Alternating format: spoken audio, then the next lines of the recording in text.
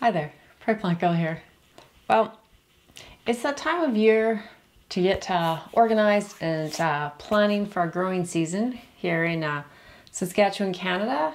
That's where I live, Zone 3, Southern Saskatchewan. So my growing area has an average of about 110 frost-free days, starting from around May 24th and going till about September 12th. And so I need to start a lot of my seeds inside to get the biggest bang out of the plants that I'm growing through the season. Of course, a lot of these plants could just be direct sown, and especially in places with longer seasons, that would be the preferred way to do it. But when I'm dealing with a short growing season and a lot of plants that'll take about half of that to get to maturity, I want to be starting them indoors and giving them a little jump start on the season. So a lot of times I get asked, do you have a planner guide? Do you have a PDF? What do you have? How do you plan it? How do you know when to plant things and start things? And I don't have a PDF. I don't have a planner guide. I have tried so many different ways to keep track of things and organize things to make it easy for me every spring. Last year I went through and I entered everything I was going to grow for the entire year. Being flowers, herbs, vegetables, everything. And I put it in this big spreadsheet on my computer. I put in, you know, when I was going to start the seeds and harvest the seeds and everything. I didn't use it. I'm not an electronic person. The fact that I can make these videos and get them out to you is really amazing. I am a pencil and paper person. I like pencils. I like to be able to erase what I do. I like paper, and I actually like to rework my plan every single year. I don't know if it's just to kind of get my brain thinking in that right way again, or I just need that refresher, or if I'm just that disorganized. Usually the papers I've written up the year before are all written all over and jumbled up and a mess anyways, so it's just easier to rewrite it. And lots of years I'm trying new varieties of new things, and so I like to go through it all every year and write it out. And so I thought I'd bring you along for some of that and just show you what I do. Whether it's helpful for how your brain works or not, I don't know. Let me know in the comments. What do you do? I've gathered up a lot of the supplies that I'm going to want to use for this. I've printed off blank calendar sheets. I have a notebook. When I'm doing my vegetables, I also like to keep my growing plan of where I'm putting things in the garden so that I can kind of refer to things if I want to, like, you know, start maybe like lettuce, and then I could maybe go in and put my tomatoes in after the lettuce is finished up, things like that. So I like to be able to refer back to this, and also to remind myself of the space I have before I get carried away picking out too many varieties to grow. I have a pencil, an eraser, and a pencil sharpener. You might not need those things. I have my seeds, of course, and then I have some reference books. These are my favorite for referring to. So these are my Lois Holes books. And when I'm planning, I don't obviously have my bulbs that I've stored with me here right now. But my bulbs book, if I need to refer to any planting times or information for those, I have my bedding plants. This is the one I'll probably look at the most. And then my perennials, in case there's any perennial seeds in here that I want to you know, look up and reference. If there's any native plants, I may need to grab out one of my native plant books. But I think for the most part, these are the books I'll need. And then I also have just a seed catalog. This one happens to be from Bessie's. And lots of times you can find a little bit of information about the plants just to jog my memory if I've purchased some seeds and I want to just look at that quick. Or my iPad works well for that as well. I can just go up to the website where I ordered them from, so a lot of my seeds I order online, and just look at the seeds again, the description. And I have paper here to write notes, and I'm getting older, I have my glasses so I can see it all. So let's get started. So like I said, I have my calendar out and I need to work off of my frost dates.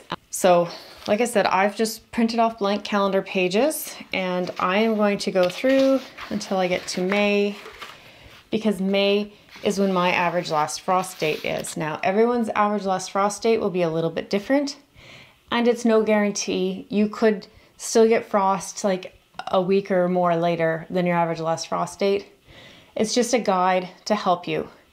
If you don't know what your average last frost date is, you can type in your city or a major city that's closest to you into whatever search platform you like to use with your computer or phone or whatever, and just look up average frost dates or average last frost date. It's also valuable to know when your average first frost date is, so I would look that up while you're doing that at the same time. Like I said before, my average last frost date is May 24th. And since this is just an estimate, really, it's an average. It's not a guarantee. So I make this week where the 24th is week 0. And then I go backwards from there. So this is 1 week before my average last frost date. This is 2. This is 3. So then I go to April. The first week of May is a full week. And the last week of April is a full week. So I can go 4 there, 5, and this is 6, 7, and this is 8 weeks before my average last frost date. Now this isn't a full week, so when I switch over to March and go to the last week of March, this is also 8 weeks. 9, 10, 11. Again, not a full week in March here. So when I go to the last week of February, the first week of March was 12 weeks. These couple days in February is also 12 weeks.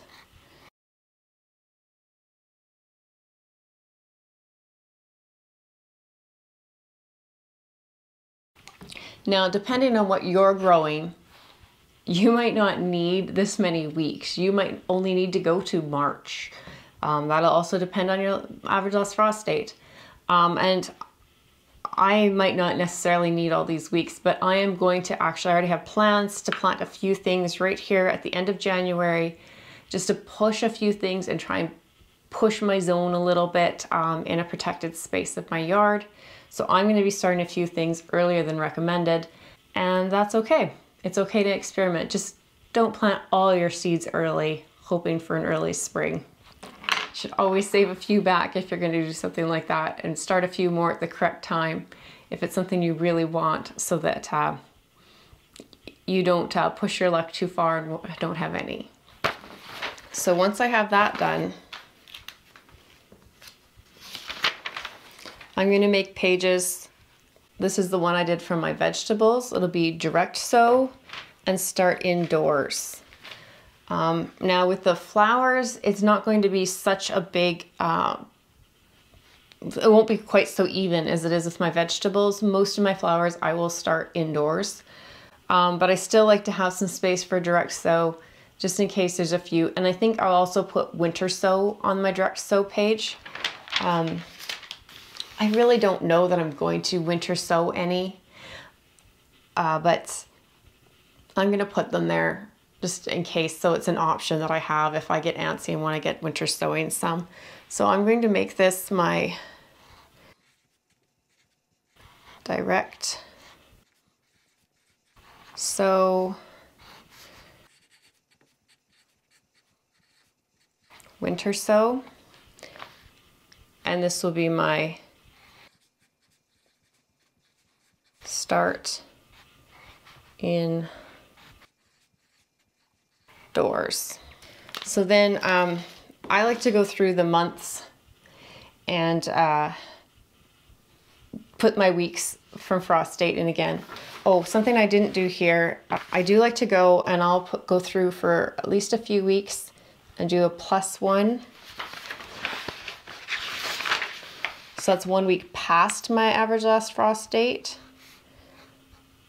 +2, +3, +4. Because there are some things that I might want to like direct sow, but they need to be, you know, 1 week after my average last frost date.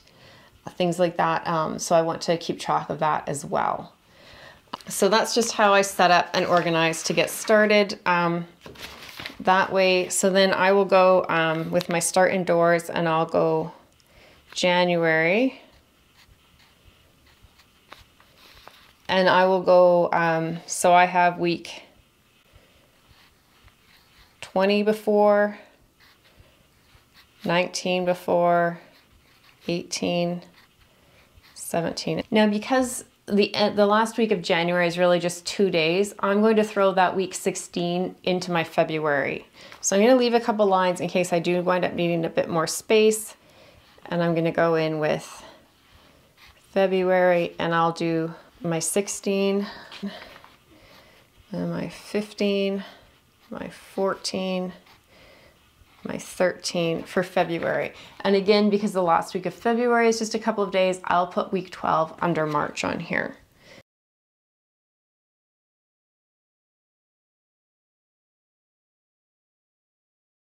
Probably by the time I get to my average last frost date, there won't be a lot of seeds that I'm still starting indoors. There might be a few succession sowings of a few things I try to do this year, and if there are, I'll just flip the page and make a note of that, or I might even just note it on the calendar, because there won't be very much. I won't need to get it all organized for myself before I start writing it down. So then I'm going to do the same thing with this side, but I'm actually going to start mid-February, just to give myself more room for direct sowing time. So I'll start at the beginning of February. That'll give me into June. And that's really about as late as I'm going to direct sow anything, is to the end of June anyways. So, and that's just, again, I'm not going to be direct sowing anything outside in January, unless I'm winter sowing. But at that, again, I don't need to be winter sowing in January. So that can wait and be done in February. Still lots of winter left here for me in February.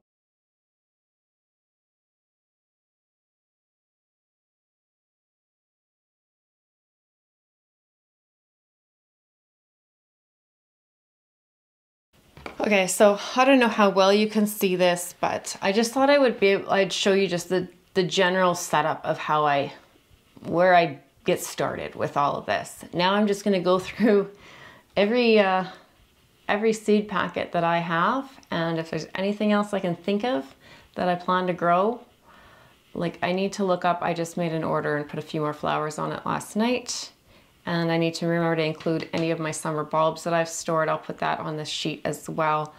And yeah, then I will have it all listed out on here, and I'll transfer it to the calendar. Okay, so I just went through all of March, and then I went through April, and I want to show you real quick so you can hopefully understand better what I'm doing, just in case it doesn't make sense. So what I do when I go through these is I'll look at the seed pack, and I'll read the instructions, and I'll think about, you know, what my prior experience is, if I've had prior experience with these seeds or these types of plants. And if I'm thinking it doesn't seem quite right, I might even look back in one of my books or look it up online. But I'm just looking to see how it says to plant these. Now this package, unfortunately, I find this, you know, Vesties is hit and miss with the information they have on their packs. Sometimes they have kind of general planting instructions on the back. Sometimes they have a bit of instructions on the front, and sometimes they have a description on the front and nothing else. If you're feeling a little bit confused about how to read your package and how to know when to be starting your plants and how to care for them, let me know in the comments down below. I'd be more than willing to do a video kind of deciphering what's said on these seed packs to help you understand your best time to start your seeds and how to take care of them. So if that's something that you're interested, let me know down below, and I'll try and get a a video together for you if that's something people are interested in. TT Seeds here has some good instructions for Rudbeckia, and most Rudbeckias seem to kind of grow the same from what I've found for starting.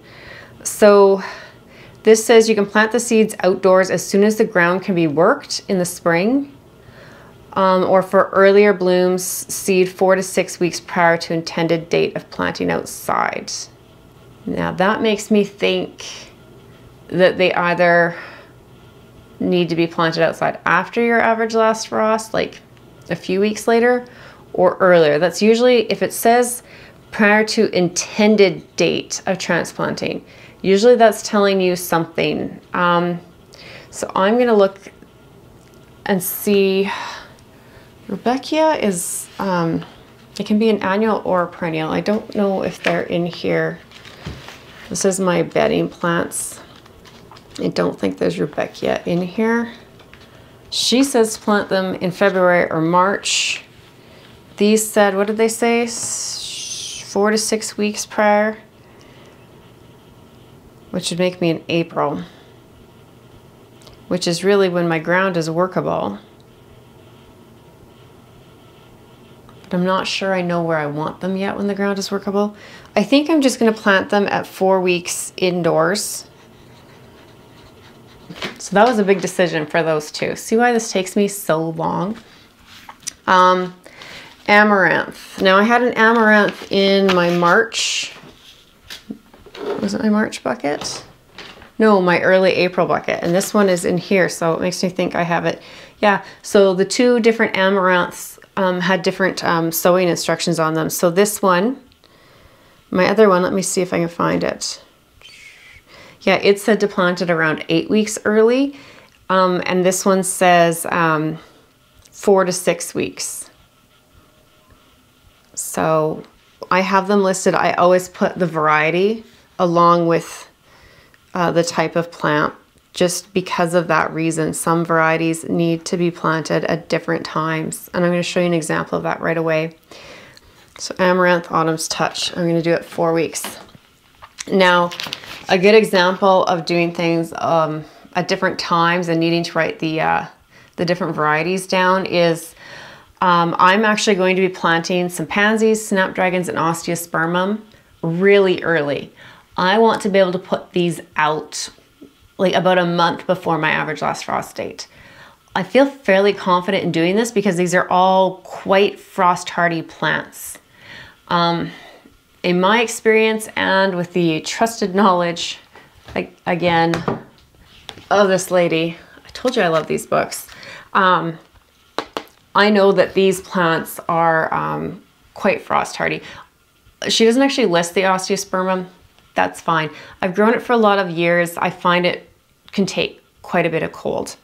So anyways, so what I'm gonna do is I'm actually gonna plant my pansies like way, way early. The package actually said to plant them around here, around the like 10-week mark. I think it was 8 to 10 weeks. That's from your average last frost date.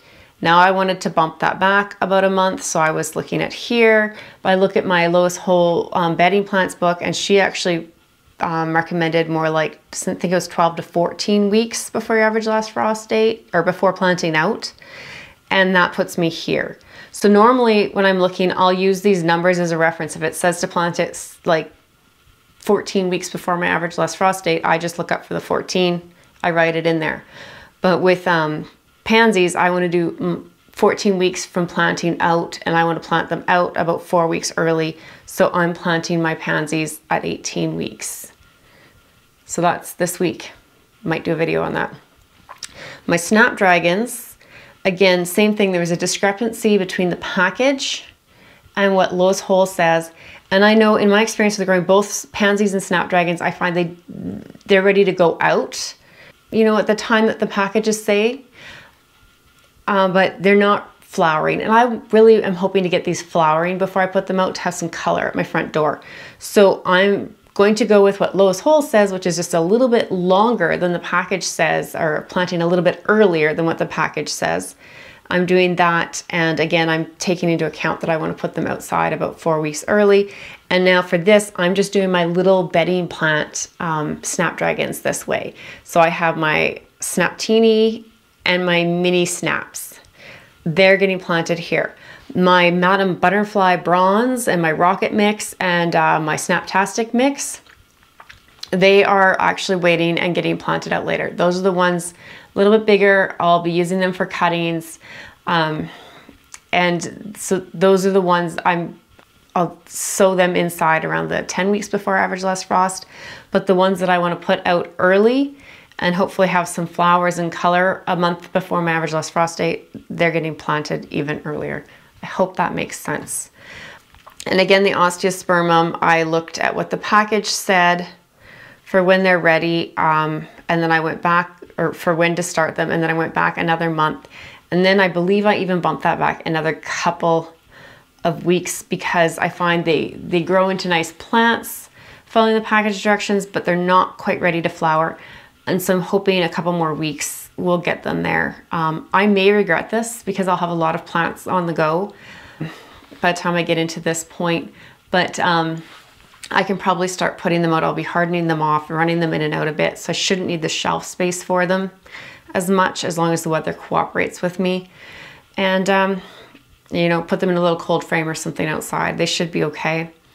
So I'm just taking a little bit of a chance on these plants and doing it this way.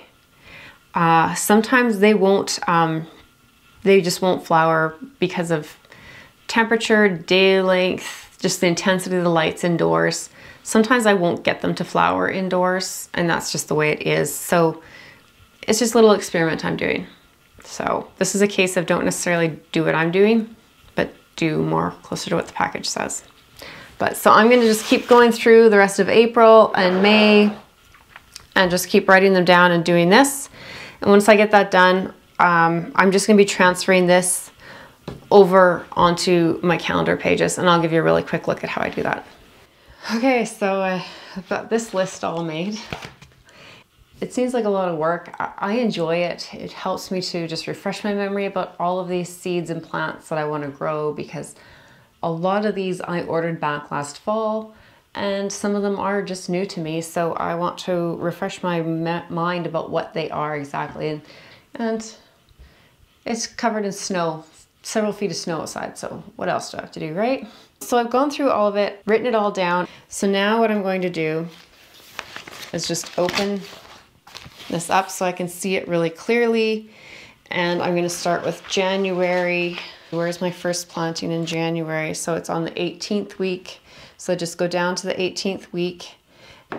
So this is going to be start indoors. So when I'm making these notes on these weeks, I know that even if I'm writing it on, like, this will be the 16th of January, I don't necessarily have to start it that day, which is good because today is the 17th. So I would be really late. But I'm going to do, like, in January it won't matter so much, but as I get into like April, I'll have like start indoors on one side of the week and start a direct sow on another spot. And actually for my flowers, I made another little section in the direct sow where I made notes, and I'll have start in the cold frame. So plants that can take a little bit more cool weather getting started, I'll have the cold frame covered back on and going by then, so I can get a little bit less pressure on my shelves inside and have a few things going out there. That's my plan. I've never done that yet, really in an organized fashion before, so I'm hoping to make more and more use of that every year. So anyway, so for January, I'm just gonna have start indoors because I have one thing that I'm starting and it's indoors because it's freezing out. So I've just written that in there. So I've just taken the information I had here and put it here. Now, why I don't just put it all on the calendar first is some of these I erased, I moved around. Like you see, some of these rows got really full, so I moved things down. You know, I bumped them out a week one way or the other because that's not going to make a big difference in what happens. But it just makes it easier because there's only so much time in each week and only so much room in each row to write things down. So it just helps me to spread it all out a little bit. So I like to do that erasing and figuring out on these pages and then have it a little bit nicer here on the calendar. It gets a little bit more, I was gonna say complicated. It's not really complicated, but as I get into March and April, March isn't as bad. April is when I'm gonna have things for both sides. So I'm just gonna show you that real quick, how I do that to try and keep it separate, so I know where I'm planting things. So I'm just gonna go to April, which is, I'm starting at week 7 here because most of that first week is March. So I'm just gonna make a label, start indoors, and 1 direct sow and cold frame. My start indoors in April is Angelonia